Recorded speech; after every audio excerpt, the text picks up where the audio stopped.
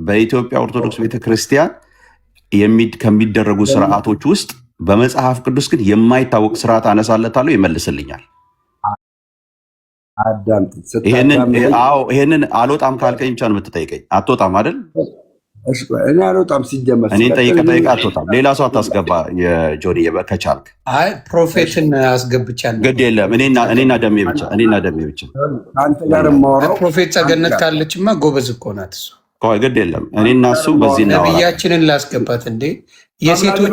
የሴቶች መብት ይከበራል። ታስገባቸዋለህ እንዳይበጠበጥ።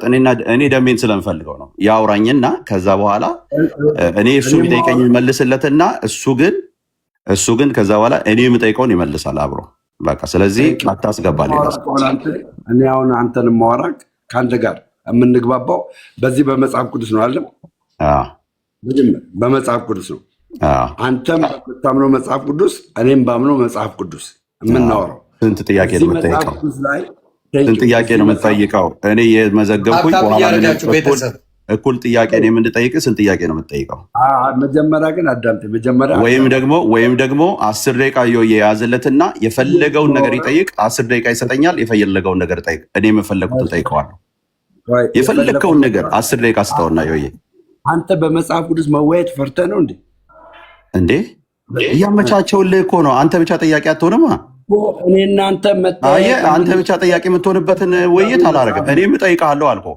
10 ደቂቃ 20 ደቂቃ ስጠው ዮዬ። 20 ደቂቃ ናቱ ላይ አድርግለት 20 ደቂቃ።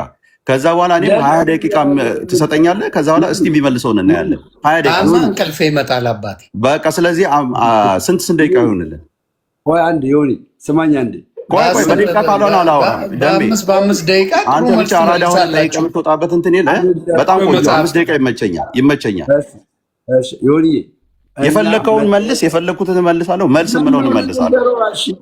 ችግር ልንገረው አንድ ብቻ አንዴ። እኔ የዘላለም ሕይወት ያገኘሁት እዚህ ላይ በተጻፈልኝ በመድኃኒታችን በኢየሱስ ክርስቶስ ነው። ገባህ?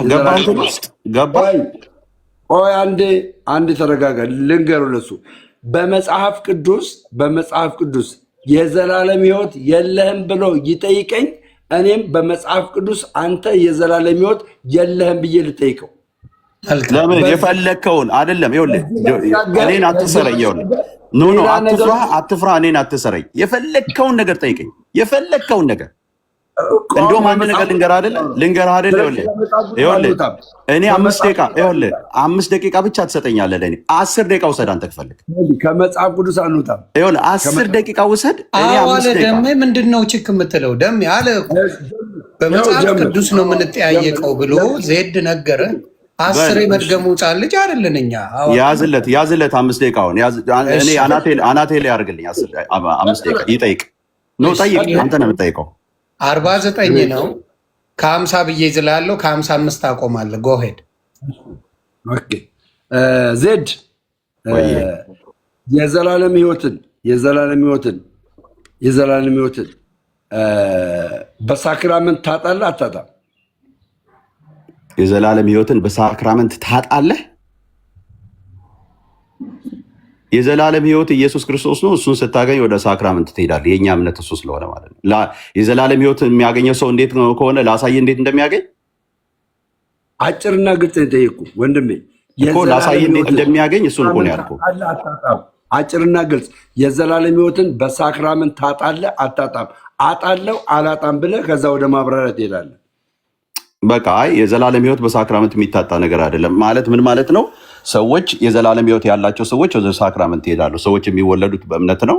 ከዛ በኋላ እነዚህ የሚፈጸሙትን ነገሮች ይፈጽማሉ። ስለዚህ አንተ በእምነት ብቻ ነው የምድነው ማለት ነው። በእምነት ብቻ ትወለዳለህ። በእምነት ብቻ ከእግዚአብሔር ጋር ትታረቃለህ። ከዛ በኋላ የቤተ ክርስቲያን ስርዓቶችን ትፈጽማለህ ማለት ነው።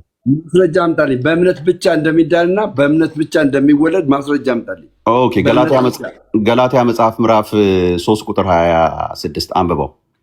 እንደዛ አይልም እሱ። ኦኬ፣ አንብብልን አንዴ ጆ አንብብልን። 3:26 አንብብልን። በቃ በእምነት ሰው እንደሚወለድ በክርስቶስ ኢየሱስ በእምነት እንደሚወለድ ያሳያል። አንብበው ቶሎ ፍጠን። ገላትያ 3:26 27 26 ነው ያልኩት። እኔ ያልኩትን ብቻ የምታደርገው 26 እሺ 3:26 ምን ይላል? 3:26 27ንም ታነባለህ። 26 ነው ያልኩ። እኔ አነበዋለሁ። ምን ችግር አለ? ይነበባል። መጽሐፍ ቅዱስ አይደል? ኦኬ አንጣላበት። ምን ይል መሰላችሁ? በእምነት በኩል ሁላችሁ በክርስቶስ ኢየሱስ የእግዚአብሔር ልጆች ናችሁና። በምን በኩል ያ በእምነት በኩል እንጂ በእምነት ብቻ አይልም። እዚህ ጋር በምን በኩል ነው ግን የሚለው? አይ በምን በኩል ሰው በምን በኩል ነው የእግዚአብሔር ልጅ? አንዴ እሺ በእምነት በኩል ሁላችሁ በክርስቶስ ኢየሱስ የእግዚአብሔር ልጅ ናችሁና ከክርስቶስ ጋር አንድ ትሆኑ ዘንድ የተጠመቃችሁ ሁሉ ክርስቶስን ለብሳችኋልና ይላል። በቃ አለቀ። ስለዚህ ጥምቀቱም አለ። ጥምቀቱ ቆይ ላብራራለህ። በቃ ጠየቀኝ አይደል? ጠይቀኛል አይደል? ላብራራለህ። የሚብራራ ክፍል ስለሆነ ማለት አየህ፣ እኛ መጽሐፉን ስንረዳ በሙሉአት ነው የምንረዳው። ምን ማለት ነው? 3:26 ምን ይላል? ሰው የሚወለደው ከእግዚአብሔር የሚወለደው በክርስቶስ ኢየሱስ በእምነት በኩል ነው። 27 ምን እያለ ነው? ይሄ ለብሳችሁታል ነው የሚለው። ምን ማለት ነው? ዮዬ የተወለደ ልጅ ነው ልብስ የሚለብሰው። አየህ፣ ክርስቶስን መጀመሪያ የምትለብሰው ያ ሰው የተወለደ መጀመሪያ መወለድ አለበት ለመልበስ። በቃ ጨረስን። በእምነት ብቻ የለም እዚህ ጋር በእምነት ብቻ በቃ አለፈው። ደቂቃ ስላለ ቀጥል። ጥያቄ ጥምቀት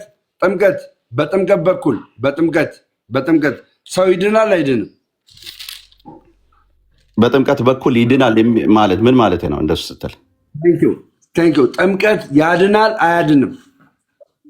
አይ እኔ ጥምቀት ያድናል የሚባል ነገር አላውቅም። ያድናል እንደሱ የሚል ነገር ካለ ጥምቀት ለድነት የሚል እንትን ካለ አዳምጠኝ። ያመነ የተጠመቀም ይድናል ይላል። ሁለቱም ድነትን ይሰጣል አይሰጥም? ያመነ የተጠመቀ ይድናል፣ ያላመነ ይፈረድበታል። ኦኬ፣ የትኛውን እምነት እንደሆነ ፕሩፍ ታደርግልኛለህ? ያላመነ ይፈረድበታል። የሚያስፈርድብህ እምነት ነው። ጥምቀት ድነት እንደሚሰጥ ትነግረኛለህ? ታብራራለህ? ይኸውልህ ቆይ አንድ ነገር ልንገርህ። ድነትን ይሰጣል አይሰጥም? እዚህ ጋር ቶሎ ፍጠን። ያመነ ነው የሚድነው አባቱ። ጥምቀት ድነትን ይሰጣል አይሰጥም? ይሄ መሰለኝ። ያመነ የተጠመቀ ይድናል፣ ያላመነ የሚያስፈርድብህ አለማመንህ ስለሆነ አለማመንን ተከትሎ የመጣ ነገር ነው ጥምቀት። ምን አለማመን? ጌታን አለማመን። ማስረጃ አምጣ። ጌታ አለማመን መሆኑን እዛ ጋር ጽፏል። ጌታን አለማመን የሚል ጽፏል። እዛ ጋር ተጽፏል። አዎ ጌታን ማመን የዘላለም ሕይወት። ይኸውልህ የላከው እሺ ላሳይህ። የጠየቀኝ እኮ ላሳይህ። የጠየቀኝ መልስልኛ። ጌታን አለማመን ይላሉ እኮ ከጠየቀኝ ጸጥ በላል። ከጠየቀኝ ልመልስልህ። እሺ ቅድም ያነሳሁልህ ለአንብብልህ። አንደኛ ዮሐንስ ምዕራፍ 5 ቁጥር 5 ላይ እንደዚህ ይላል፣ ኢየሱስንም የእግዚአብሔር ልጅ እንደሆነ ከሚያምን በቀር ዓለምን የሚያሸንፍ የለም ይልና ምዕራፍ 1 ላይ ሲሄድ ግን እንደዚህ ይላል። በደንብ ስማው ወዳጄ። እንደዚህ ይላል፣ ስለ ሕይወት ቃል ከመጀመሪያ የነበረውን የሰማነው በዓይኖቻችን ያየነውን የተመለከትነውም እጆቻችን የዳሰሱት እናወራለን። ሕይወትም ተገለጠ፣ አይተንም እንመሰክራለን። ከአብ ዘንድ የነበረውን ለእኛ የተገለጠውን የዘላለምን ሕይወት እናወራላችኋለን። እናንተ ደግሞ ከእኛ ጋር ህብረት እንዲኖራችሁ ያየነውና የሰማነውን ለእናንተ ደግሞ እናወራለን። ይሄ የዘላለም ሕይወት ምንድን ነው ብለህ ካልክ 4:12 ላይ እንደዚህ ይላል። 4:12 ላይ ሌላ ውስጥ ነው የገባው። ስለ ሕይወት ስለ እግዚአብሔር ስለ ሕይወት ስለ ዘላለም ሕይወት አለ የጠየቀኝ። እንደዚህ ይላል። አንድ ጊዜ ስማኝ እባክህ። ሌላ ውስጥ ነው ገብተህ የምመልሰው። እንደዛ ከሆነ በጥምቀት በመጠመቅ አልመልስልህ። አዳምጠኝ። አልመልስልህ። በመጠመቅ ተነሳና ስሙን አሁንስ ስለምን ትዘገያለህ? ተነሳና ስሙን እየጠራ ተጠመቅ፣ ከኃጢአትም ታጠብ ይላል። ስለዚህ መታጠብ ከኃጢአት መታጠብን መጠመቅ ከኃጢአት መታጠብን እያሳየን እንዳለ መጽሐፍ ቅዱስ ይነግረናል። አንተ ሌላ ውስጥ ስትገባ መጽሐፍ ቅዱስ ደግሞ ስለ ጥምቀት መዳን ደግሞ ስሙን እየጠራ ለምን ተባለ? ስሙን እየጠራ ለምን ተባለ? ደቂቃ አልቋል። ይቅርታ መናገር ስላለብኝ ነው። ቴንኪው። እሺ 5:12 ላይ ግን እንደዚህ ይላል፣ ልጁ ያለው ሕይወት አለው፣ የሌለው ሕይወት የለውም። በዛው ነው የምትቀጥሉት ወይስ እንዴት ነው? በቃ 5 ደቂቃ እኔ ደግሞ ትይዝልኝና 5 ደቂቃ አንተ ተጠቀምና የእሱን ጥያቄ ከዛ በኋላ ይቀጥላል። መዝሙረ ያሬድም እንኳን ደህና መጣ ወንድማችን፣ ሰላም በዝት ይበል። ትወያያላችሁ። ሰላም ብያለሁ ሁላችሁንም። ዮኒ ሰላም ላንተ ይሁን። ዜዶ ከረጅም ጊዜ በኋላ ተገናኘን። አይ መዝሙር ደህና ነህ ወይ? እግዚአብሔር ይመስገን። ሰላም ሰላም ተመስገን። እግዚአብሔር ይመስገን ደህና ነኝ። እግዚአብሔር ይመስገን። ጠፍተሃል በጣም። አልተመቸኝም ነበር፣ አሁን ብቅ እያልኩኝ ነው። አይ መልካም። እሺ ቀጥል ዮኒ። እሺ ቀጥል ዜዶ። ከ57 ብዬ ነው የሚይዘው። ከዛ 6 ደቂቃ አለ። ጎሄድ። እሺ ደምረው። በመጽሐፍ ቅዱስ ውስጥ ለምሳሌ እናንተ ለስዕላት መስገድ እንደዚህ አይነት ነገሮችን ታደርጋላችሁ። ለምሳሌ ከመጽሐፍ ቅዱስ እኮ ነው ያልኩህ። ከመጽሐፍ ቅዱስ ነው ያልኩህ ወዳጄ፣ ከመጽሐፍ ቅዱስ ነው ያልኩህ። ለምሳሌ ስዕላትን ትስማላችሁ፣ ተንበርክካችሁ በስዕላት ስር ትሰግዳላችሁ፣ ትጸልያላችሁ። ይህንን ከመጽሐፍ ቅዱስ ውስጥ ለምሳሌ ሐዋርያት እነ ጴጥሮስ እነ ጳውሎስ ያደረጉት ነገር ከሆነ አንድ ጥቅስ ልትሰጠኝ ትችላለህ? ይህንን ማድረግ መጽሐፍ ቅዱሳዊ ነው ብለህ ማስረጃ፣ አንድ ጥቅስ ያደረገ ሰው ካለ። ውይይታችን መጽሐፍ ቅዱስ አልነበረም? መጽሐፍ ቅዱስ ነው የጠየቀው። አንተ የምታደርጋቸውን እነዚህ ልምምዶች ኬታ መጣኸው ነው የምልህ። ኬታ መጣኸው አንድ ቦታ ልታሳይ ትችላለህ? እኔ የጠየቅኩ ቀጥታ አንተ ከመጽሐፍ ቅዱስ የለህም። በቃ የለህም።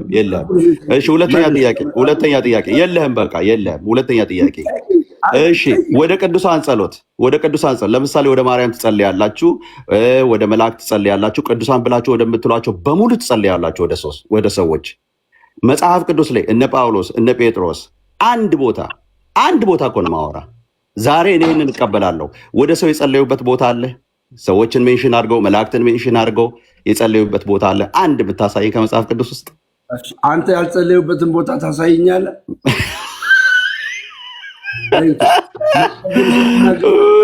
አለ ወይ? አንተ የምታደርጋቸው መጽሐፍ ቅዱሳዊ ከሆኑ እነዚህ ነገሮች አንድ እኮ ነው የምጠይቀህ። እኔ ዛሬ እንድጸልይ ወደ እነ ማርያም ጸልያለሁ፣ ወደ እነ ሚካኤል ጸልያለሁ፣ ወደ ሰው ጸልያለሁ፣ ወደ አርሴማ ጸልያለሁ። አንድ ቦታ በመጽሐፍ ቅዱስ ሰዎች ወደ ሰው የጸለዩበት ወደ መልአክ የጸለዩበት ቦታ አለ? አንድ እኮ ነው የምጠይቀህ። አደጋግም ብራለ አንዴ ተናግረሃል። እኛ ኦርቶዶክሳውያን የምናምነው ምን ብለን ነው? ሕያው ነን ብለን ነው። ለምን? የምናመልከው አምላክ ሕያው አምላክ ስለሆነ። በቃ የለህም፣ መጽሐፍ ቅዱሳዊ ማስረጃ የለም። በቃ እለፈው። የለህም። ከሌለ ማለት ነው። መጽሐፍ ቅዱሳዊ ማስረጃ ነው የጠየቁት። መጽሐፍ ቅዱሳዊ ማስረጃ አንድ ጥቅስ እኮ ነው። እኔ አንተ ስትጠይቀኝ በጥቅስ ነው የመለስኩት። አንድ ጥቅስ።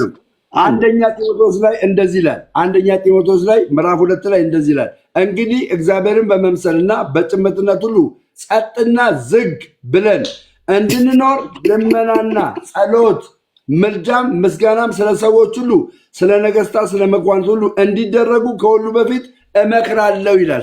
ለማን ነው የጻፈው? ይሄንን ለማን ነው የጻፈው? ለሰዎች ሁሉ ነው ይሄንን ነገር የጻፈው። እኔ ጠየቅኩ በአጸደ ነፍስ ወዳሉ ሰዎች የሚጸለይ ጸሎት አንድ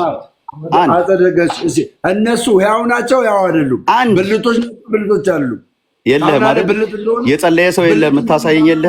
የለህም የምታሳየኝ? በቃ የለህም እኮ የለኝም ነው በቃ። ደሜ እለፈው። በምድር ላይ የተደረገ እሺ እለፈው። ልመልስልህ። ምን ማለፍ አለብህ? ይህን የምናየው ዮሐንስ ራእይ ምዕራፍ 6 ላይ እነዛ ሰዎች አቤቱ እግዚአብሔር እሺ እለፈው እኮ አልኩ። በቃ ቶ ደማችን እስከ መቼ? ሰዓቴን አትፍጅብኝ። እለፈው። ለምንድነው ጣልቃ የሚገባብኝ? በጣም መጽሐፍ ቅዱሳዊ ማስረጃ አንድ ስጠኝ ያልኩ ማምጣት አልቻልኩም። ወደ ሌላ ጥያቄ በሰማይ ጸሎት እንዳለ ወደ ሌላ ጥያቄ። እሺ ሰዎች ከክርስቶስ ኢየሱስ ውጭ ለሰዎች የኃጢአት የሚያስገኝ ለሰው የተሰጠ ኪዳን አለ? ኃጢአትን የሚያስገኝ ከኢየሱስ ክርስቶስ ደም ውጭ ለሰዎች የተሰጠ ጥያቄ ከመጽሐፍ ቅዱስ አምጣ።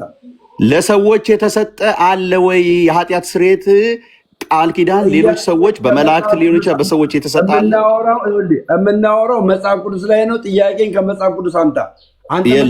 የለም በቃ ችግር የለውም። የለም በቃ ሌላ ጥያቄ ደንቤ ሌላ ጥያቄ ደንቤ። እሺ አሁን የሚካሄደው የቤተ ክርስቲያን ለምሳሌ ስጋ ወደሙን ስትወስድ ደሜ ስጋ ወደሙን ስትወስድ አሁን እንትኑ ካህኑ ናቸው አፍ ውስጥ የሚከቷት ያችን የህብስቷን ቁራጭ አፍ ውስጥ የሚከቱት ኧረ ተው ደሜ ቆይ ደሜ ከመጽሐፍ ቅዱስ ውስጥ ያችን ነገር እንደሱ ያለ ስርዓት አሳየኝ። አንተ በማታምነው ላይ ዘለለም ትጠይቃለህ። የለም በቃ የለም ወዳጄ የለም በቃ ዮዬ ጨርሻለሁ። የለም ይበቃዋል። ቆይ ደሜ አንዴ ሚውት አድርገው ደሜ ፕሊዝ። ተመሳሳዩን ጥያቄ መዝሙረ ያሬድ ተመሳሳዩ ጥያቄ ብትጠየቅ ምንድን ነው መዝሙረ ያሬድ የምትመልሰው? አንዴ ሚውት አድርግ ደምረው። ተመሳሳይ ጥያቄ ነው። ሰምተዋል አይደል? ጥያቄውን ሰምቼዋለሁ። ተባረክ። እንዴት ነው የምትመልሰው በመጽሐፍ ቅዱስ? ደሜ ሚውት አድርገው ፕሊዝ። እሺ አዊሽ ትምህርት ላይ ቢወራ ጥሩ ነበረ። በርዕስ ተይዞ ትምህርት ላይ ሁሉ ኦል ኦቨር ዘ ፕሌስ የሆነ ርዕስ ስለሆነ ትምህርት ላይ ቢወራ ጥሩ ነበር። ግን አንዳንድ መልሶች ልመልስ፣ ችግር የለውም። እሺ ዜዶ አለ አይደል? ጥያቄዎቹን ልድገምልህ፣ ልትመልስለት ነው? ለአንተ ነው መልስልህ። ለአንተ አልጠይቀው? ከመጀመሪያው ጥያቄ ጀምሬ ልጠይቀህ? ጠይቀኝ። በስርዓት ያሉትን የስርዓቶች ናቸው የመጽሐፍ ቅዱስ ያቱ መጽሐፍ ቅዱስ አድርጌ እመልስልሃለሁ። ችግር የለውም። አሁን እኛ ምንድነው መሰለኝ እኔ እንደ መጽሐፍ ቅዱስ አማኝ መጽሐፍ ቅዱስ ብቻ ብዬ እንደማመን አማኝ ልምምዶቻችን ሁሉም ነገሮች ከመጽሐፍ ቅዱስ የወጡ ናቸው መሆን አለባቸው ብዬ አምናለሁኝ። የእናንተ እንደዛ ነው? አምናለሁኝ። አይገባኝ። የእናንተም እንደዛ ነው ብለን ነው እኛ እንደሱ ነው የምናምነው። ምክንያቱም አንድ ዜደዋ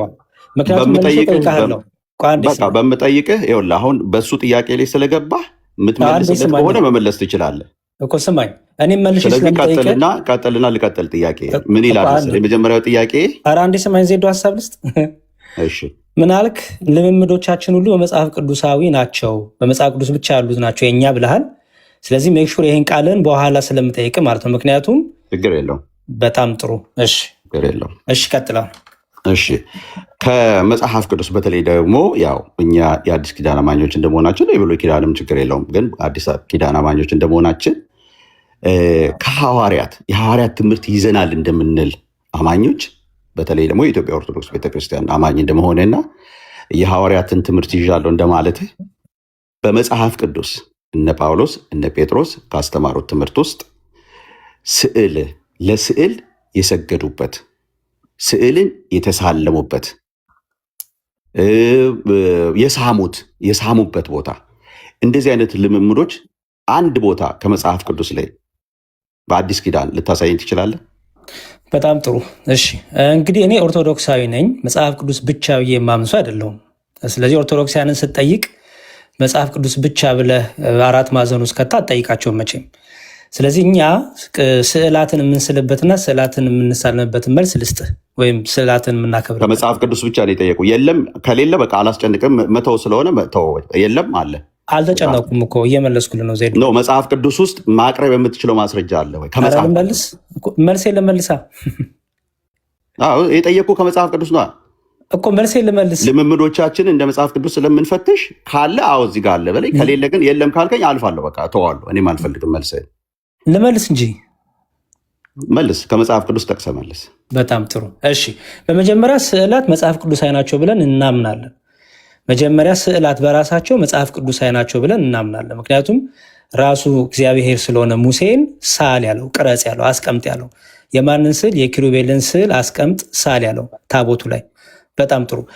ስዕላት ደግሞ የእግዚአብሔር ክብር መገለጫ ስለሆኑ የእግዚአብሔር ክብር መገለጫ በሆኑበት ቦታዎች ላይ ለእግዚአብሔር ለአምላካችን የአምልኮ ስግደት እናቀርባለን።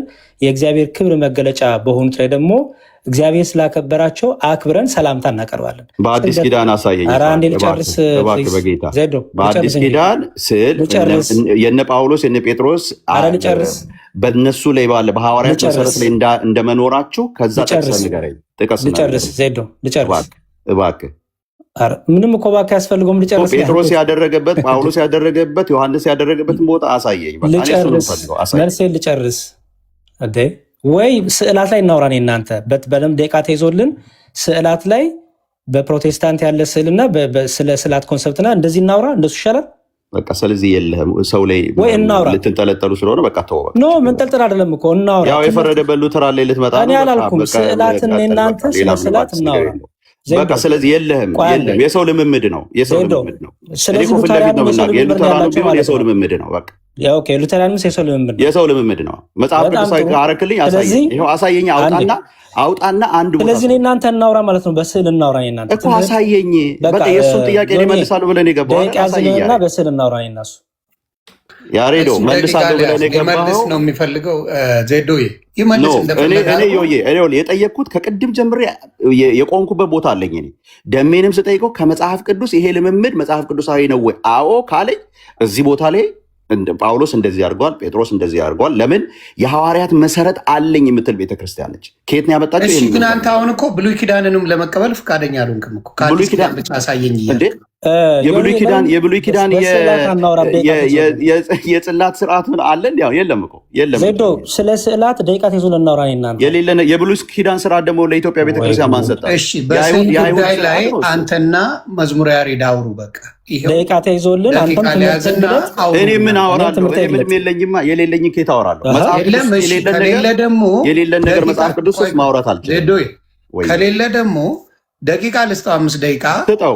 መዝሙረ ያሬድ አውርቶ ሲጨርስ አንተ ጠይቀው የፈለግህ እንስማ። ያውራ። እሺ ግን ከመጽሐፍ ቅዱስ ፕሊዝ፣ ከአዲስ ኪዳን ከ807 ነው ከ813 ላይ እንትን ትልልኛለህ ያሬድ። ስዕልን የሚቃወሙበትን እኮ ስዕላትን የሚቃወሙበት እኮ ትምህርት ሊኖረው ይገባል አይደለ? ለምሳሌ እኔ ስዕልን ደግፌ ትምህርቴን ላቅርብ፣ እሱ ስዕላትን ተቃውሞ ትምህርቱን ያቅርብ። እንደዚህ ብሎ እኮ ማምለጥ የለብንም መቼም። ትምህርቱን እናውራ። ስዕላትን እንደ ዜዶ እንደ አንድ ፕሮቴስታንት ሲቃወም ምንድነው መጽሐፍ ቅዱስ መረጃው? ምንድነው መጽሐፍ ቅዱስ ኤቪደንሱ? የሚሰጠን ፕሩፍ ምንድነው? ከብሉይ ኪዳንም ከአዲስ ኪዳንም ይስጠን፣ ችግር የለውም።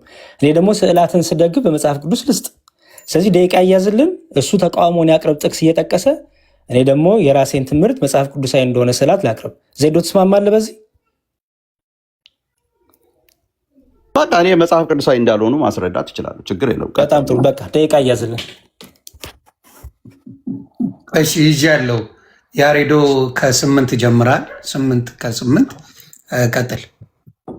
እሺ በጣም መልካም ጊዜ ይስጥልን። አይገስ ሰው ሊጠቀም የሚችለው እንደዚህ አይነት ነገር ሲደረግ ነው እና ትምህርቶች ሲገለጡ ይሻላል። መልካም። እኛ ኦርቶዶክሳውያን ስዕላት እግዚአብሔር የሰጠው ነው፣ ራሱ እግዚአብሔር የገለጠው ነው፣ ራሱ እግዚአብሔር ፈቃዱ ሆኖ እንዲደረግ እንዲሰሩ ያዘዘው ነው። ይሄን ደግሞ ያደረገው እግዚአብሔር ነው። ስለዚህ ስዕላትን የሚቃወም ሰው እግዚአብሔርን የሚቃወም ነው። የእግዚአብሔርን ትእዛዝ፣ የእግዚአብሔርን ፍቃድ፣ የእግዚአብሔርን ሀሳብ የሚቃወም ነው ብለን እናምናለን። ለመጀመሪያ ጊዜ ስዕላት እንዲህ ሲል የተነገረው ማለት ነው ሙሴ ነው። በኦሪት ዘጸአት ላይ ምዕራፍ 25 ላይ እንደምናነበው ለሙሴ እግዚአብሔር ጽላትን ሰጠ። ጽላቱን ደግሞ የሚያስቀምጥበትን ደግሞ ማደሪያውን ታቦቱን እግዚአብሔር ሙሴን ስራ አለው። በታቦቱ ላይ ደግሞ ሙሴን ታቦቱን ስራ ካለው በኋላ ታቦቱ ላይ እግዚአብሔር እንዲቀመጥ ሙሴን የነገረው ነገር አለ። መጽሐፍ ቅዱስ እንዲህ ይላል። ኦሪት ዘጸአት ምዕራፍ 25 ላይ እንዲህ የሚል ቃል እናገኛለን። ምን? ኦሪት ዘጸአት ምዕራፍ 25 ላይ ኪሩቤልንም ክንፎቻቸውን ወደ ላይ ይዘረጋሉ፣ የስርየት መክደኛውንም በክንፎቻቸው ይሸፍናሉ፣ ፊታቸውንም እርስ በርስ ይታያሉ። አስተውሉ፣ ፊታቸውንም እርስ በርስ ይላል። ምን አይነት ፊት ነው ሊስል የሚችለው ሙሴ? መቼም ሙሴ ኪሩቤልና ሱራፌልን በአይኑ አላየም። አይቷል የሚል ሰው ካለ ማስረጃ በጣም እፈልጋለሁ፣ ዜዶ ካለ ማለት ነው። ፊት ሳል ተብሏል። ምን አይነት ፊት ነው ሊስል የሚችለው ሙሴ? እግዚአብሔር ምንም አይነት መልክ፣ ምንም አይነት ምስል አትቅረጹ፣ አትሳሉ ያለ እግዚአብሔር መልሶ ደግሞ ሙሴን በሰማይ የሚኖሩትን የኪሩቤልን ዙፋን የሚሸከሙትን ፊታቸውን እንኳን ሳይቀር ሳላለው ፊት ስሏል ማለት ነው። ፊት ማለት ገጽ ማለት ነው፣ መልክ ማለት ነው። ስለዚህ መልክ ስሏል ሙሴ። ስለዚህ እግዚአብሔር የመላእክቱን የኪሩቤልን ዙፋኑን የሚሸከሙትን የክብሩ መገለጫ የሆኑትን እንዲስል አዟል። ስለዚህ ራሱ ስዕል ሳሉ ያለው ማን ነው? እግዚአብሔር ነው። በመጽሐፍ ቅዱስ ቦታ ላይ አንድም ቦታ ላይ እግዚአብሔር ስዕልን ሲከለክል የእሱ ክብር መገለጫ የሆኑትን ሲከለክል አላየንም፣ አልተጻፈም። ልቀጥል። በምን ያህል ደቂቃ አለኝ? 4 ደቂቃ አለ። ጥሩ ነው። ገና ነኝ። ኦኬ፣ በጣም ጥሩ።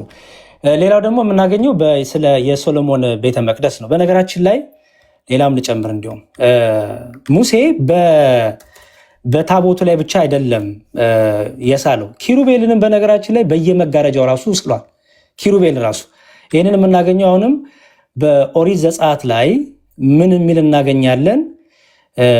በመጋረጃዎቹ ኪሩቤልን እግዚአብሔር ማን ነው ሙሴ ሲስል ሲያስቀምጥ እናያለን። ኦኬ፣ በታቦቱ ላይ ብቻ አይደለም፣ በመጋረጃዎቹ ላይ ሁሉ ኪሩቤልን በመጋረጃዎቹ ሙሉ ገጽ ላይ ያስቀምጧል። የዚህንም ጥቅስ ልስጥ። ምን ይላል? ኦሪት ዘጸአት ምዕራፍ 26 ቁጥር 31 ላይ ኦሪት ዘጸአት ምዕራፍ 26 ቁጥር 31 እንዲሁም ኦሪት ዘጸአት ምዕራፍ 26 ቁጥር 1 ላይ ደግሞም ከተፈተለ ከጥሩ በፍታ ከሰማያዊ ከሐምራዊም ከቀይም ግምጃ የተሰሩ 10 መጋረጆችን ያሉበትን ማደሪያ ስራ አለው። ብልህ ሰራተኛ እንደሚሰራ ኪሩቤልን በእነርሱ ላይ ይሁኑ ይለዋል። ኦኬ፣ በ31 ቁጥር ላይ መጋረጃውንም ከሰማያዊ ሐምራዊ ከቀይ መጋመጃ ከተፈተለ ከጥሩ በፍታም አድርግ፣ ብልህ ሰራተኛ እንደሚሰራ ኪሩቤልን በእርሱ ላይ ይሁኑ ይለዋል። ስለዚህ ኪሩቤልንም ራሱ በመጋረጃ ይስሏል። ታቦቱ ላይ ብቻ አይደለም ሙሴ። ብዙ ጊዜ ሰው ታቦቱ ላይ ብቻ ይሳል ይመስላችኋል። ኪሩቤልንም በመጋረጃው ሙሉ ስሏቸዋል። ኪሩቤል መቼም አንዱ የታወቀ ነው። ስለዚህ እግዚአብሔር የክብሩ መገለጫ ሆኑትን ሰው ኪሩቤልን ሳይ የእግዚአብሔር ክብር መገለጫ ነው የሚያየው። ሰው ኪሩቤልን ሳይ ዮሐንስ ራእይ ነው ትዝ የሚለው አርባዕቱ እንስሳ የተባሉት ሱራፊና ኪሩብ። ስለዚህ የእግዚአብሔር ክብር መገለጫ የሆኑትን ነገሮች ለትምህርት እንስላለን። እኛ ስዕላት ታዲያ በአዲስ ኪዳን የምንስል ሰዎች ምንን ምሳሌ መነሻ አድርገን ነው ብንል እነዚህን ጥቅሶች መነሻ አድርገን ነገሥት ላይ ሶሎሞን የሰራው ቤተ መቅደስ ውስጥ የኪሩቤልን ስሏል፣ የፈነዳ አበባ ስሏል፣ የተለያዩ ስሎችን አስቀምጧል ሶሎሞን የእግዚአብሔር ክብር መገለጫ የሆኑትን ማለት ነው። ስለዚህ በአዲስ ኪዳን ያለን ክርስቲያኖች ምን እናደርጋለን? የእግዚአብሔር ክብር መገለጫ የሆኑትን ስዕላትን ለትምህርት ለጸሎት እንጠቀምባቸዋለን። የእግዚአብሔርን ክብር ለመግለጥ እንጠቀምባቸዋለን። ደግሞ ለስዕሉ ለቀለሙ አይደለም፣ እኛ ለስዕሉ ባለቤት የሚገባውን ክብር እንሰጣለን። ሰው የእናቱን ፎቶ እንኳን ፊት ለፊት አድርጎ የእናቱን ፍቅር ይገልጻል። እናቱ በህይወት ቢረቁም እንኳን የአገር ርቀት እንኳን ቢኖር ፎቶቸውን እያየ ክብሩን ይገልጻል። ለከለሩ አይደለም፣ ለፒክስሉ አይደለም መቼም የሚስመው አይደለ፣ ክብሩን የሚገልጸው ፍቅሩን የሚገልጸው። ስለዚህ ለእግዚአብሔር ቅዱሳን የእግዚአብሔርን ስራ የሚሰሩ እግዚአብሔር ደስ የሚሰኝባቸው ክብረ እግዚአብሔር የሚገለጥባቸውን ቅዱሳንን በስዕል አስቀምጠን እንማርባቸዋለን፣ ታሪካቸውን እናስተምርባቸዋለን። ደግሞም ክብር ደግሞ ለሚገባቸው ክብር እንሰጣለን። እኛ ምን ስለሆንን? ክርስቲያኖች ስለሆንን ማለት ነው። ስለዚህ ለትምህርት፣ ለተግሳጽ፣ ጸሎት ለማድረግ የእግዚአብሔርን ክብር ለመግለጽ ስዕላትን እንጠቀማለን። ይሄ በእኛ ብቻ አይደለም፣ በጥንቷ ቤተክርስቲያን ሁሉ የነበረ ነው። አዲስ ልማድም አይደለም። በዓለም ዙሪያ ያሉት ክርስቲያኖች ሁሉ የሚያደርጉት ነገር ነው። ከሉትሪያንም ይሄንን ያደርጋሉ። ኦኬ። ስለዚህ ያው ሉትሪያንም ባይቀበሉ ማለት ነው። እነ ዜዶ ደቂቃ ላጠቃል አለቀ። አንድ ደቂቃ ቲል እንደዚህ ልበላቸው። ከ14 ሲል ቆሟል። ስለዚህ ወደ ዜዶ እንሄዳለን። ዜዶ ደግሞ የምታሰርዳንን እንስማ። ከሀያ ሲል ታቆማለ ዜዶ። እሺ፣ ቴንኪው ዮዬ፣ አመሰግናለሁ። ቴንኪው ወንድሜ ያሬድ።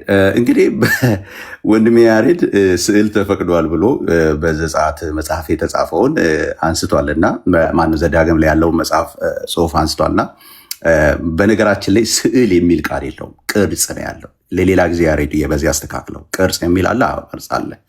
መጽሐፍ ቅዱስ ስትሮንግሊ ኮንደምን ከሚያደርጋቸው ወይ ፎርቢድ ከሚያደርጋቸው ነገሮች አንዱ ስዕልን በተመለከተ ነው። በጭራሽ ስዕል መጽሐፍ ቅዱሳዊ አይደለም። በዘዳግም መጽሐፍ ምዕራፍ 5 ላይ በዛው በዘዳግም ምዕራፍ 4 ላይ በሌዋውያን ምዕራፍ 26 ቁጥር 1 ላይ የስዕል ለዛው ምንድን ነው የሚለው?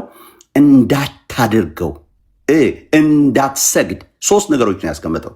እንዳትቀርጽ፣ እንዳትስል ማለት ነው። እንዳትሰግድላቸው፣ እንዳታመልካቸው ወይም ደግሞ እንዳታገለግላቸው ብሎ ስትሮንግ የሆነ ማስጠንቀቂያ የተሰጠበት ክፍል ምንድን ነው ካላችሁኝ፣ እንደውም ስዕል በተመለከተ ነው።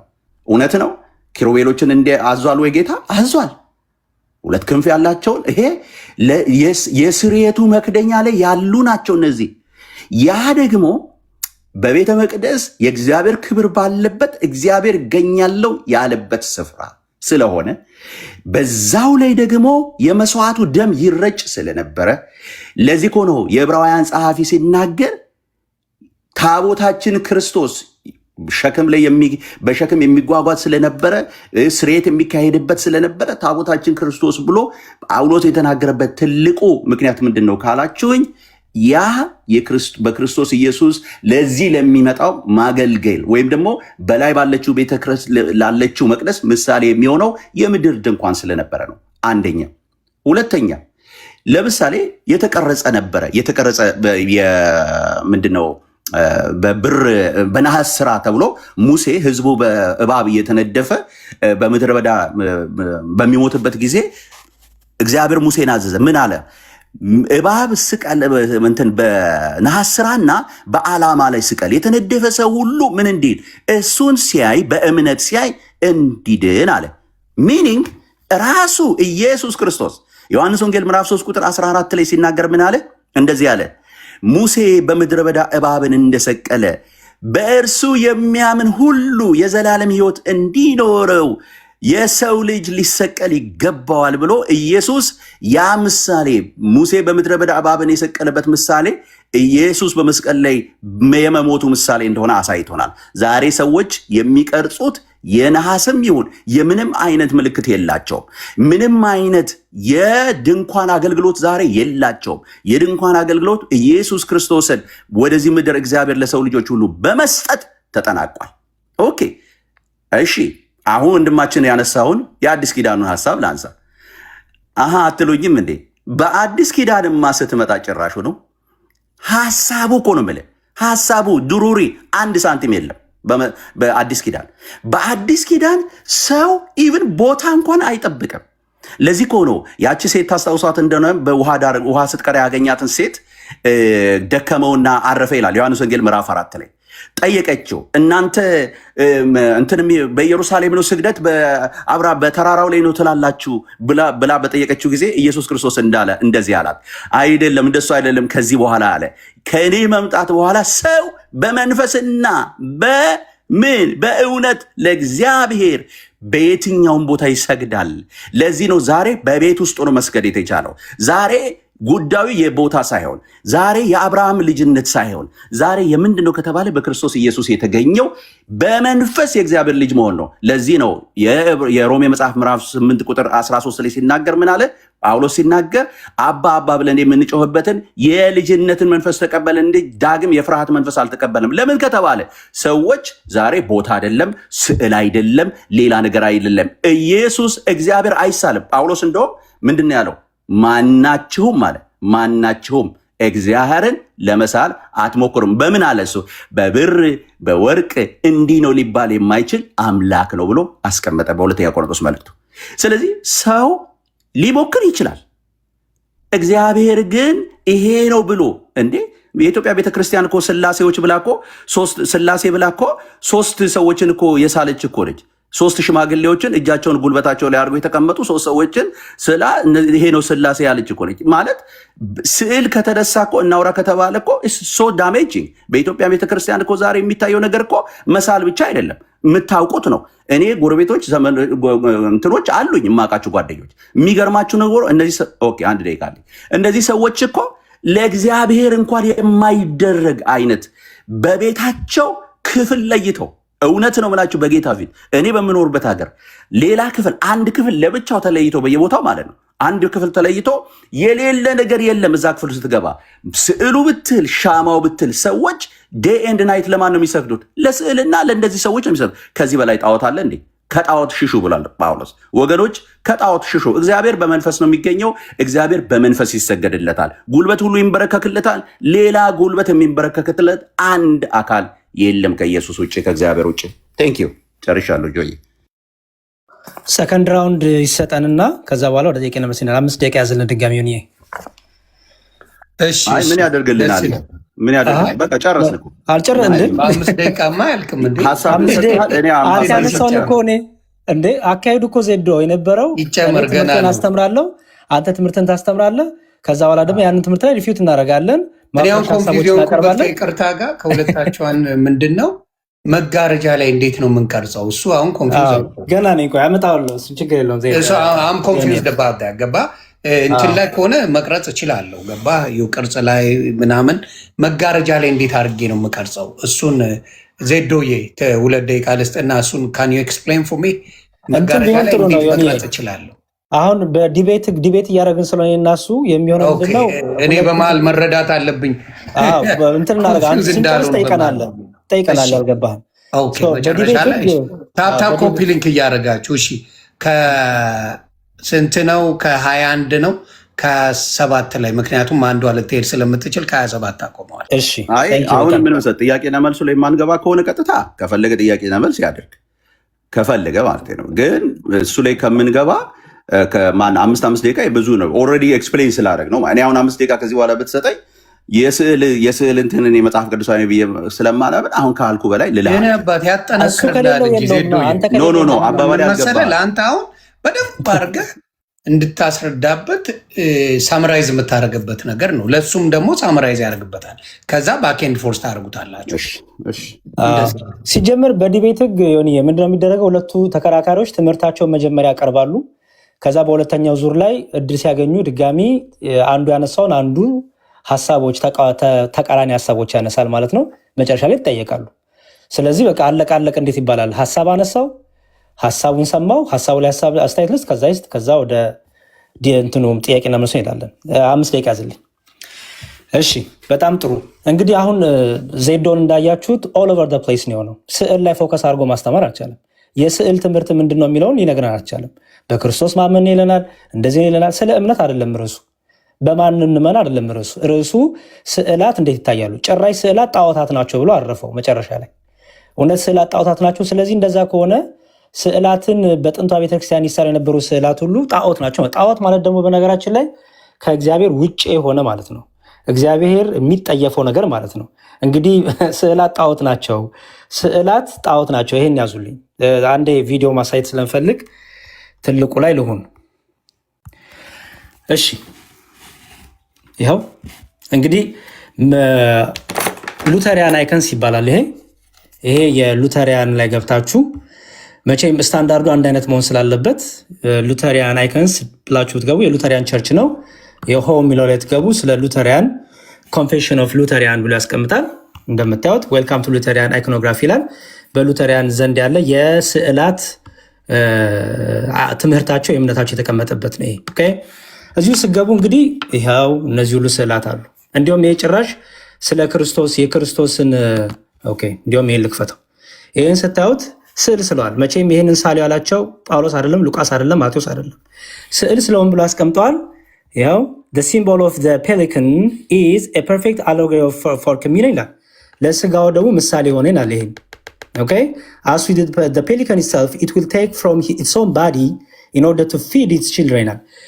ከፔሊካኑ ከሰውነታቸው እየቦጨቁ ለልጆቻቸው ስለሚመግቡ የክርስቶስን ኮሚኒየን ክርስቶስ ስጋውን ቆርሶ እኛን መገበን ለማለት በዚህ መልክ ሉተሪያን ይጠቀማሉ። ይሄ ጣዖት ነው፣ በኋላ ይመልስልና ብዬ አስባለሁ። ሌላም ደግሞ ልጨምር። ይሄ ጊዮርጊስ ነው። በሉተሪያን ዘንድ ጊዮርጊስን በዚህ መልኩ ይስሉታል። ሴንት ጆርጅ ብለው ሴንት ጆርጅ ብለው ቅዱስ ጊዮርጊስ ብለው ቸርችም አላቸው፣ ስዕላትም አላቸው። እንግዲህ ይሄም ጣዖት ነው ካልን መልካም። ይሄ ሁሉ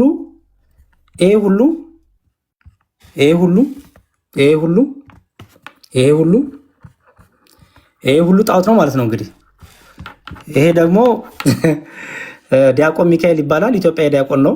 who became good friends of ማርቲን ሉተር። የማርቲን ሉተር በጣም ቅርብ ጓደኛ የሆነ እንትን ነው፣ ዲያቆን ነው። ስለዚህ እነዚህ ስዕላት ሉተሪያን ይጠቀሙታል። ለምን? ለማስተማር ይላሉ፣ ታሪክ ለመናገር ይላሉ፣ የክርስቶስን ትንሣኤ ለመናገር፣ ስቅለቱን ለመናገር፣ ይህን ሁሉ ነገር ይጠቀማሉ። ይሄ ጣዖት ነው ወይ? በኋላ ላይ መልስልኛ ብዬ አምናለሁ። ምክንያቱም ስዕል ጣዖት ነው ስላለ ማለት ነው ወንድማችን። በጣም ጥሩ። ሁለተኛ የምጠይቀው ዮኒል ጠይቀው የነበረው ነው። እሱ ምንድነው? በኦሪት ዘጸአት ቅድም የሰጠሁት ላይ ኦሪት ዘጸአት ምዕራፍ 26 ላይ ምን የሚል አይተናል? በድንኳኑም ላይ ይኸው በድንኳኖቹም ላይ ደግሞ ከተፈተለ ከጥሩ በፍታ ከሰማያዊ ከሐምራዊ ቀይም የተሰሩ 10 መጋረጃዎች ያሉበትን ማደሪያ ስራ ብልህ ሰራተኛ እንደሚሰራ ኪሩቤል በእነሱ ላይ ይሁኑ ይላል። ኪሩቤልም በእነሱ ላይ ይሁኑ፣ ኪሩቤልም በመጋረጃው ላይ አስቀምጥ ይላል። በመጋረጃው ላይ መቼም መጋረጃ ላይ ቅርጽ ተቀረጸ አይለኝም መቼም፣ ምክንያቱም ቅርጽ ለመቅረጽ መዶሻ፣ ሚስማር፣ የተለያዩ እንትኖች ያስፈልጋሉ። ስለዚህ ምንድነው የሚደረገው? መጋረጃ ላይ ጥልፍ ይጠለፋል። ያ ጥልፍ በስዕል መጀመሪያ ተስሎ ይቀመጥና ይጠለፋል ማለት ነው። ስለዚህ እነዛ በመጋረጃው ላይ የተቀመጡት ምንድን ናቸው? ስዕላት ናቸው ማለት ነው። የምን? የኪሩቤል ስዕል። ሌላም ልጨምር። በአንደኛ ነገሥት መጽሐፈ ነገሥት ቀዳማዊ ምዕራፍ 6 ቁጥር 35 ላይ አንደኛ ነገሥት ምዕራፍ 6 ቁጥር 35 ላይ ደግሞ እንዲህ ይላል፣ የኪሩቤልንና የዘንባባ ዛፍ የፈነዳ አበባ ምስል ቀረጸባቸው ይላል። ምስል ማለት ነው። ምስል ቀረጸባቸው። ምስል ሲባል ማለት ነው በተቀረጸውም ስራ ላይ በውረቅ ለበጣቸው። የውስጠኛው አደባባይ ቅጥር 3ቱን ተራ በተራ ድንጋይ አንዱን በተራ በተዘጋ ዛንቃ ሰራው እያለ በጠቅላላ በግድግዳው ላይ ኪሩቤል እንዳስቀመጠ እንደቀረጸ። መቅረጽ ማለት በነገራችን ላይ ፊታቸውንም ማስቀምጧል ባይዘወይ። ስለዚህ ኪሩቤልን ማስቀመጥ፣ ፊታቸውንም መሳል ማስቀመጥ ጣዖት አምልኮ ነው እያለን ነው። እንግዲህ ዜዶ ያው ኦሪት ዘጸአት ምዕራፍ 25 ላይ እዩት ምን ይላል? ቁጥር 19 ላይ ሁለተኛውንም ኪሩብ በሌላ ወገን አንድ አድርገህ በአንድ ላይ ትሰራዋለህ። ኪሩቤልም ክንፎቻቸው ወደ ላይ ይዘረጋሉ፣ የስዕል መክደኛዎች በክንፎቻቸው ይሸፍናሉ። ፊታቸውም ይላል። ኦኬ፣ ምን አይነት ፊት ነው የሚሳለው? የኪሩቤል ፊት ምን አይነት ነው? ፊት እንዴት አድርጎ ነው የሚያስቀምጠው? የምን ፊት ነው የሚያስቀምጠው? ሆፍሊ መልስልኛ ብዬ አስባለሁ በተሰጠው ደቂቃ። ስለዚህ እኛ ኦርቶዶክሳውያን ክርስቲያኖችን ብለን እናምናለን። ስዕል ቅዱሳት ስዕላት አሉ። ቅዱሳት ስዕላት ያሰኘባቸው ምክንያት ምንድን ነው? የእግዚአብሔርን ክብር የሚያስተምሩ ለምሳሌ የነገረ ስላሴን አምጥቷል። የነገረ ስላሴን ስዕል ስናይ ባይዘወይ እስቲ አንድ ነገር እኔ ዮሐንስ ራእይ ላይ ምዕራፍ 4 እንዲህ ይላል። እሺ በነገራችን ላይ የእግዚአብሔርን ነገር ዮሐንስ ሲያስቀምጥ ዳንኤልም ሲያስቀምጥ በስዕላዊ መልክ ያስቀምጡታል። መጽሐፍ ቅዱስ ስናነበው በምናባችን የሚሳል አለ። ቅዱስ ጳውሎስም ኢየሱስ ክርስቶስ በህሊናችሁ እንደተሳለ እንዴት ዘነጋችሁ አዚም ያደረገባችሁ ማኑ ይላል። መሳል ማለት ስናነበው በህሊናችን በአይምሯችን የሚመጣው ኢሜጅ ነው፣ ኢማጂኔሽን ነው። ክርስቶስን እንስለዋለን፣ ህማሙን መከራውን እንስለዋለን፣ ስቅላቱን እንስለዋለን። ያንንን ትምህርቱን በስዕል መልክ እናስቀምጣለን። ኦኬ ምን ይላል? በዙፋኑ ዙሪያ የነበሩት እንስሳት ይናገርና ምን ይላል? ይሁት ፊተኛው እንስሳ አንበሳን ይመስላል፣ ሁለተኛው እንስሳ ጥጃን ይመስላል። ይቅርታ ሰዓት ቢታይ ጥሩ ነው። አልቋል ብዙ። እሺ ይሄኛውን አንብቦ በቃ ይጨርሰው። ጥቅሱ ስለወጣ ማለት ነው። እሺ ያው ፊተኛው እንስሳ አንበሳን ይመስላል፣ ሁለተኛው እንስሳ ጥጃን ይመስላል፣ ሶስተኛው እንስሳ ደግሞ የሰው ፊት ነበረው ይላል፣ አራተኛው እንስሳ የሚበረውን ንስር ይመስላል ይላል። የምን መልክ አላቸው እነዚህ? መቼም የተቀረጹ አይደሉም አይደለ? በሰማይ ያሉት እነዚህ የተቀረጹ አይደሉም። መቼም ምስል ይዘዋል፣ መልክ ይዘዋል። መልክ ይዘዋል። ምን አይነት መልክ ይዘዋል? የጥጃ መልክ ይዘዋል። የሰው ፊት አለ፣ የንስር ፊት አለ እና ደግሞ የአንበሳ ፊት አለ። የስላሴን ስናስቀምጥ በዙፋኑ ዙሪያ እነዚህን አራቱን ኪሩብና ሱራፊ እናስቀምጣለን። ራዕየ ዮሐንስን እያስቀመጥን እያሰብን ማለት ነው። እግዚአብሔር ይስጥልኝ። በኋላ ላይ በጥያቄና መልስ እመለሳለሁ።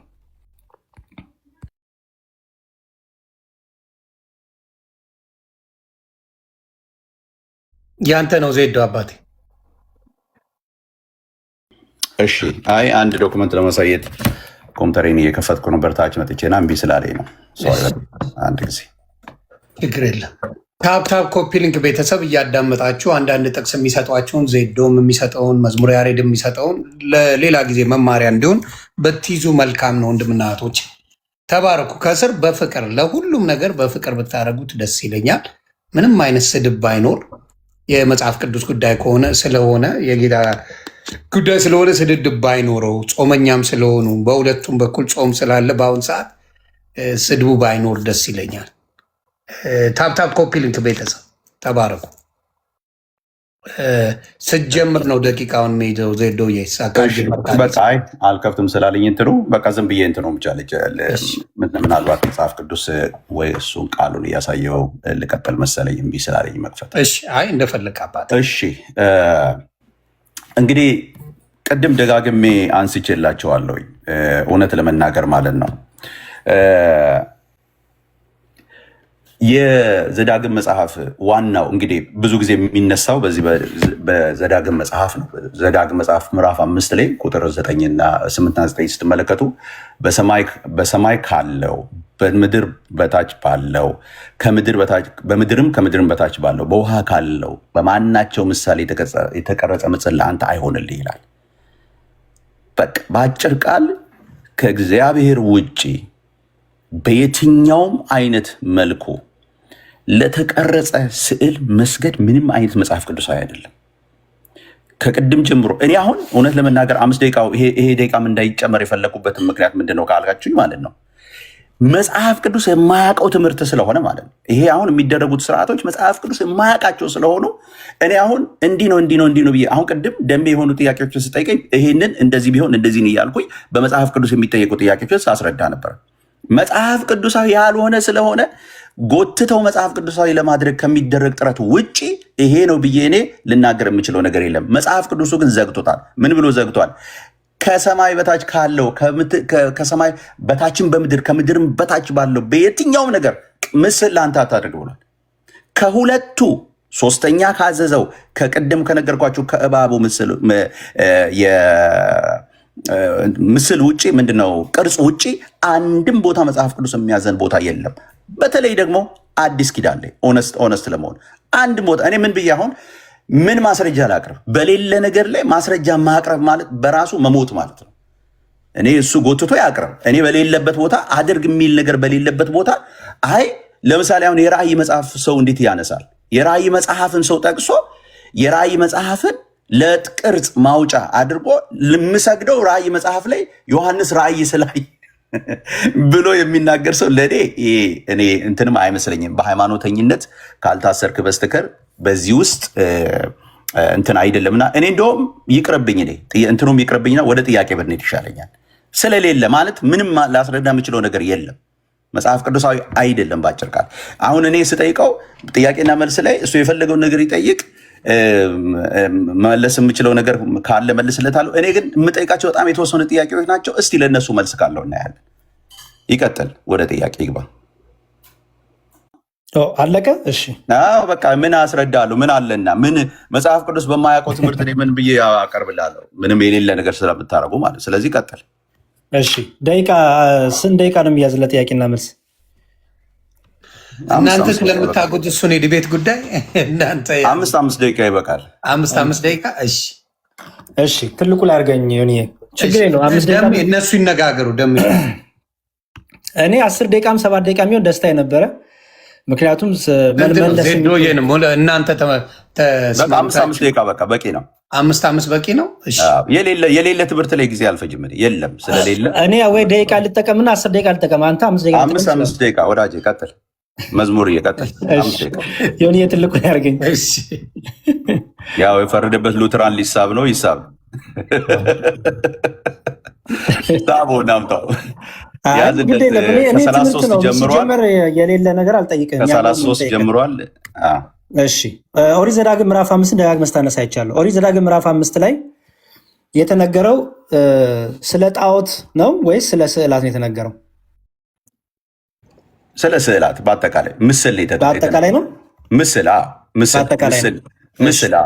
እሺ በጣም ጥሩ። ልጠይቅህ እዚሁ ላይ ምንም ችግር የለውም። በሰማይ ካለው በታችን በምድርን ካለው ከምድርን በታች ከውሃ ነው የማናቸውን ምሳሌ የተቀረጸውን ምስል ለአንተ አታደርግ ይላል። የተቀረጸውን ምስል ማለት ነው ምስል ነው። ምስል የተቀረጸው ምስል ማለት ነው። የትኛውም የተቀረጸ ምስል። ኦኬ በጣም ጥሩ። እሺ ሙሴ ደግሞ ምስል ቅረጽ ተብሏል አልተባለም? እሱን እኮ ተነጋግረን ጨረሰን። ሁለቱ ጥያቄ ነው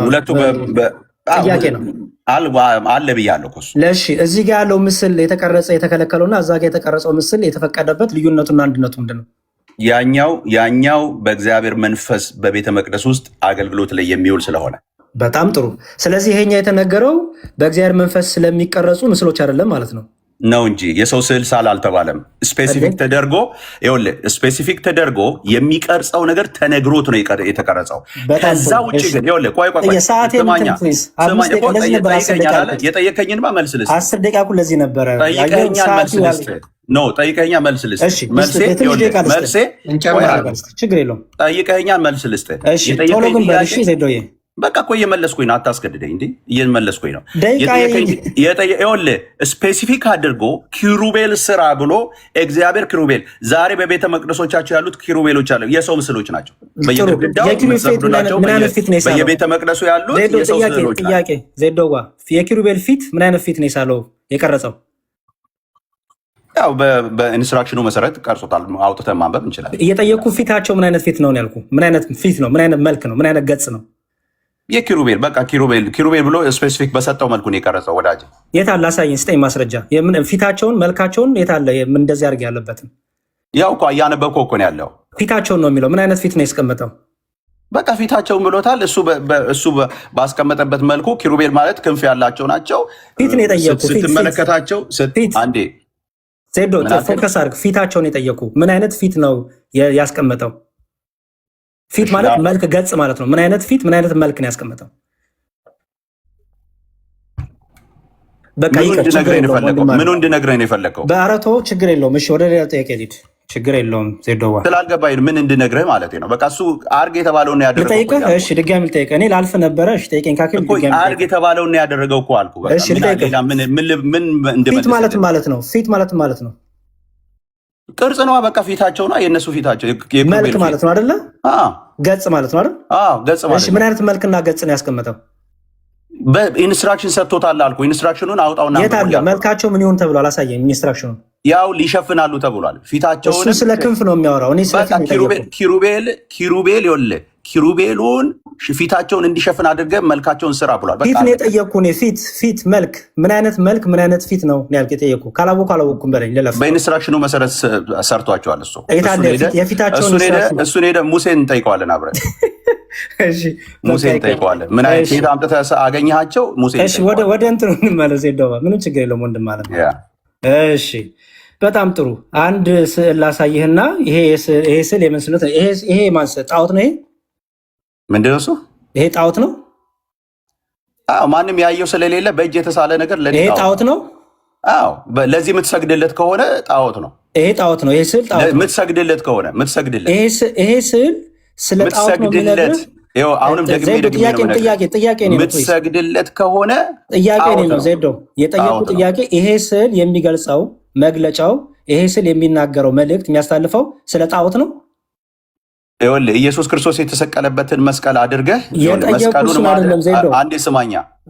ጥያቄ እኔ ነው የጠየቁት ጥያቄ። አትስገድላቸው በሚለው መሰረት ይኸውልህ ከሰገድክለት ጣዖት ነው። ይሄ ስዕል የጣዖት መልእክት ነው የሚያስተላልፈው። ከሰገድክለት ጣዖት ነው። እኔ ጠየቅኩ። ይሄ ስዕል የሚያስተላልፈው መልእክት የጣዖት አሁንም ደግሜ እላለሁ፣ ከሰገድክለት ጣዖት ነው። ስዕል በራሱ ችግር የለውም። ከሰገድክለት ግን ጣዖት ነው። ችግር የለውም። መልስ የለም በሚለው ያዘው ነው። ምንም ስዕል በራሱ ችግር የለውም። ደግሜ እያልኩ ነው። ከሰገድክለት ግን ጣዖት ነው። ልመለስ። ከዚህ ከሉተሪያን ጣዖት ያሳያል። 33 ጀምራ 38 እስኪ ቆይ ደቂቃ የሚዝልን እኮ ዮኒ ነው።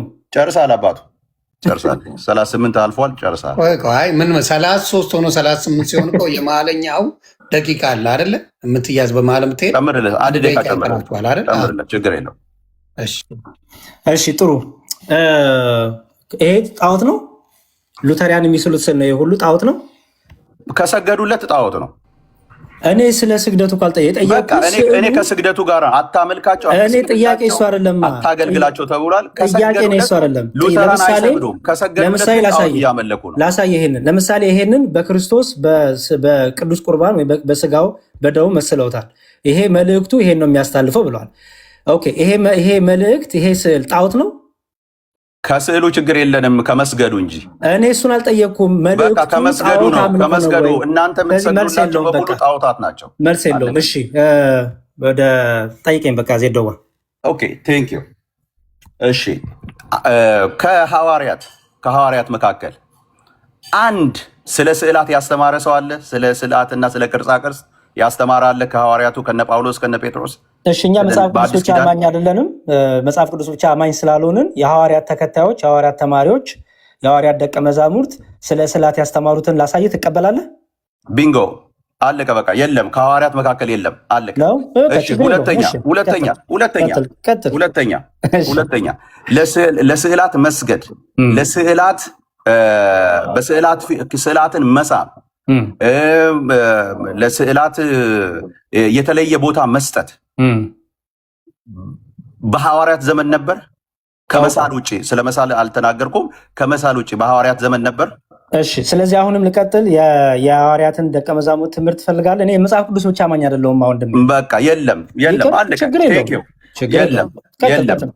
እሺ በማርያም ስዕል ፊት መስገድ እና ለእሷ ጸሎት ማድረግ መጽሐፍ ቅዱሳዊ ነው? ስለ ጸሎት ነው ጥያቄ። አሁን ስለ መጽሐፍ ቅዱሳዊ ነው ወይ? በቃ ስለ ስዕል እያወራን ነው። ስለ ስዕላት ነው ጥያቄ። ሁሉ እናወራለን። ስለ ስዕላት ነው ጥያቄ። በስዕሏ ፊት መስገድ እና በስዕሏ ፊት መጸለይ መጽሐፍ ቅዱሳዊ ነው? በጣም ጥሩ። ታሳየኛለህ ከመጽሐፍ ቅዱስ አንድ ቦታ? ስግደት ሁሉ አምልኮ ነው ብለን አናምንም። ከመጽሐፍ ቅዱስ አንድ ቦታ ላይ ታሳይ ትችላለህ? ልመልስልህ። አሁንም እኔ መጽሐፍ ቅዱስ ብቻ አማኝ ስላልሆንኩኝ የለም በቃ የለም ችግር የለውም። የለም እሺ ለምሳሌ የመላእክትን ስዕሎች ትስላላችሁ። የመላእክት ስዕሎች በመጽሐፍ ቅዱስ ላይ እንደዚህ አድርገህ ገብርኤል ለምሳሌ ይሄ አይነት ነው ተብሎ መንፈስ ናቸው አይደለ? በመጀመሪያ ይሄን ኮንፈርም አድርግልኝ። መንፈስ ይሳላል። እንግዲህ ሙሴ ስሏቸዋል ፊታቸውን። መንፈስ ይሳላል። ያው ሙሴ ስሏቸዋል። ሙሴ አልሳለም። ሙሴ ቀረጸ። ምንድን ነው የቀረጸው? እግዚአብሔር በነገረው መሰረት ነው ቅርጽ ያደረገው። ቆይ ገብርኤልን ሚካኤልን የት አይተህ ነው የሳልከው? ሚካኤልን ምን አልከኝ? የት አይተህ ነው የሳልከው? የሚካኤልን ስዕል የምትሰግድለት የት አይተህ ስዕል ሆነው? ኦኬ ሲጀመር በመጽሐፍ ቅዱስ መላእክት ሲገለጡ በደንብ መጽሐፍ ቅዱስ አስቀምጦልናል። ስለዚህ ያንን ምሳሌ አድርገን ያንን እናስቀምጣለን። በቃ የለም። እሺ በገብርኤል ስዕል ፊት በገብርኤል ስዕል ፊት መስገድና መጸለይ ወደ ገብርኤል መጽሐፍ ቅዱሳዊ ነው? መጽሐፍ ቅዱሳዊ ነው። እሺ አንድ በስዕል ፊት የሰገደና ጸሎት ያቀረበ ሰው ልታሳይኝ ትችላለህ? እሱን እኮ የነገርኩህ ነው ዜዶ። አየህ መጽሐፍ ቅዱሳዊ ነው ስልህ ልታሳይኝ ትችላለህ ወይ? መጽሐፍ ቅዱሳዊ ከሆነ ትምህርት ነው የምናወራው። ትምህርቱን ላሳይህ። አንድ ሰው አሳየኝ። ትምህርቱን ላሳይህ ሆይ አንድ ሰው ወደ ገብርኤል ወደ ስዕሉ የሰገደ አንድ ሰው ከመጽሐፍ ቅዱስ ላይ ላሳይ ወይ? ትምህርቱን ላሳይ ወይ? እኛ መጽሐፍ ቅዱስ ብቻ ማኛ አይደለም። የሰገደ ሰው እዚህ ቦታ ላይ አለ ብለህ መጽሐፍ ቅዱስ ብቻ ማኛ አይደለንም እኛ። እንዴ ትምህርቴን ላሳይ። መጽሐፍ ቅዱስ ብቻ አይደለም። ዝም ብሎ እኔ አንድ ነገር ልንገርህ፣ ጌታ ምስክሬ። ይኸውልህ አይሴድ ቅድም 2 ደቂቃ ይበቃኛል ብዬ ነበረ። ዊዝን 2 ሚኒትስ 5 ጥያቄዎች። አረ ጥያቄን ቀጥል ፕሊዝ፣ እየጠበቅኩ ነው ዜዶ። ኢቭን አንድ እኮ ነው የማወራ። አረ ጥያቄን ቀጥል ፕሊዝ። ኦኬ ጥያቄ፣ ሌላ ጥያቄ። ያሬድ ዛሬ መዝሙር ያሬድ እንደ ቤተክርስቲያን አገልጋይ፣ እሺ መዝሙር ያሬድ፣ እሺ ወደ እግዚአብሔር መንፈስ ነው አይደል? እግዚአብሔር መንፈስ ነው። አዎ ኦኬ። ሰው ወደ እግዚአብሔር ሲጸልይ የሚረዳው መንፈስ ቅዱስ ነው አይደል? ሰውን መንፈስ ቅዱስ ጸሎትም ሰሚ ነው፣ ረጅም ነው። መንፈስ ቅዱስ ጸሎትም ይረዳል፣ ይሰማል። እንደገና ደግሞ ስትጸልይም ደግሞ እንድትጸልይ የሚረዳ እሱ ነው አይደል? መንፈስ ቅዱስ ነው የሚያግዝ። ወደ ስዕሉ ስትጸልይ መንፈስ ቅዱስ ነው ወደ ስዕሉ የሚያጸልይህ? እሺ ጸሎት ወደ እግዚአብሔር የሚቀርብ ጸሎት ሁሉ መንፈስ ቅዱስ ነው ወይ? ወደ ስዕሉ የሚያጸልይ መንፈስ ቅዱስ ነው? አዎ፣ ምክንያቱም እኛ የእግዚአብሔር ክብር መገለጫ ፊት ስንቆም የእግዚአብሔር ክብር የሚገለጠው በመንፈስ ቅዱስ ስለሆነ የእግዚአብሔር ክብር መገለጫዎችን ነገሮች ሁሉ መንፈሳዊ ነገሮች ናቸው ብለን እናምናለን። ስለዚህ መንፈስ ቅዱስ ለምሳሌ አሁን አንተ ወደ ማርያም ስዕል ስትጸልይ መንፈስ ቅዱስ እንዴት እንደምትጸልይ ስለማታውቀው መንፈስ ቅዱስ ይመጣና ለማርያም ስዕል ምን ብለህ እንድትጸልይ ይረዳሃል ማለት ነው፣ ይነግርሃል ማለት ነው። አንተ አልክ እሱን። እኔ ስጸልይ መቼ እንደዛው ነው አልኩ። ኦኬ። ስለዚህ ወደ እሷ ስትጸልይ መንፈስ ቅዱስ ይረዳሃል። ልንገር እንደዛ ከሆነ አሁንም በደንብ ስማኝ። እኛ ቅዱሳት ስዕላት ነገረ እግዚአብሔርን ይተርካሉ፣ የእግዚአብሔርን ነገር ያስተምራሉ። ስዕላቱ ሁሉ ቅዱሳኑ ሁሉ የሚመሩት ወደ ክርስቶስ ነው። ስለዚህ ስዕላቱ ፊት ስንቆም ወደ ክርስቶስ የሚመሩን ትምህርቶች ያዙ ናቸው። ስለዚህ በስዕላቱ ፊት ስንቆም ጠየቅኩ፣ መንፈስ ቅዱስ ይረዳሃል ወይ ነው ያልኩት። መንፈስ ቅዱስ ወደ ስዕሉ እንድትጸልይ መንፈስ ቅዱስ ይረዳሃል ወይ? ምን ብለህ እንድትጸልይ ይረዳሃል? መንፈሳዊ ነገሮቻችን ሁሉ በመንፈስ ቅዱስ የሚመሩ ናቸው። በቃ እሺ ያሬድዬ፣ የመጨረሻ ጥያቄ የስላሴ ስዕል አላችሁ። የስላሴ ስዕል ወልድ በስጋ ተገልጧል። እውነት ነው። ኦኬ። እነዛ 3 ሽማግሌዎች ወልድን የሚጨምር ስዕል ነው? እሺ በጣም ጥሩ። ስለዚህ የስላሴን ስዕል እንደዛ የመሳልንበትን ምክንያት ላስረዳ። የስላሴን ስዕል በገጸ አረጋዊ የሳልንበት ምክንያት የእግዚአብሔርን አባትነት፣ የእግዚአብሔርን ቸርነት፣ የእግዚአብሔርን ጠባቂነት፣ የእግዚአብሔርን ለእኛ ያለውን አባትነቱን ለመግለጽ በአረጋዊ አንድም ደግሞ በዘመናቱ የሸመገለ የሚለውን ያንን ይዘን ያንን ለመስበክ ያንን ለማስተማር በዘመናቱ የነበረ መሆኑን ለማስተማር በገጸ አረጋዊ እንስላለን። ያ ስላሴ ነው እያልን አይደለም። እኛ የስላሴን አንድነትና ሶስትነት ፍጹም የአካል ልዩነት እንዳለ አብ ወልድ እንዳልሆነ፣ ወልድ አብ እንዳልሆነ፣ መንፈስ ቅዱስ አብ እንዳልሆነ የአካል ሶስትነት እንዳለ ማሳየት በ3 ገጽ አረጋዊ እንስላለን። ለስላሴ ለማታውቃቸው ለሶስቱ ግን ትሰግዳለህ። የማላውቀውን አምላክ ይሰገድለታል። የስላሴ ስዕል ይሰገድለታል። በጣም ጥሩ፣ በጣም ጥሩ። ይሰገድለታል። ለስዕሉ ባለቤት ለእግዚአብሔር እንሰግዳለን። አምልኮ ስግደት እናቀርባለን። ለስዕሉ ይሰገዳል። ለስዕሉ ባለቤት በስዕሉ ፊት አትሰግድም። ለስዕሉ ባለቤት ዜዶ በማርያም ስዕል ፊት ያልሰገደ ከህይወት መዝገብ አይጠፋም ማለት። እሺ እሱን ደግሞ ላብራራልህ። ያሬድዬ ታብራራው። መልካም ጊዜ። ይቅርልህ ወንድም። መልካም እናጠቃለን። ሆን ይበቃል። ይህን ያህል ከተደበደብክ እኔ እንግዲህ ድብደባ አልነበረ። በፍቅር አይሻልም ዜዶ? ችግር የለውም። ሌላው ንግግሩ እኮ አስፈላጊ። ያሬዶ በጣም የምንዋደድ ሰዎች ነን። ለእኔ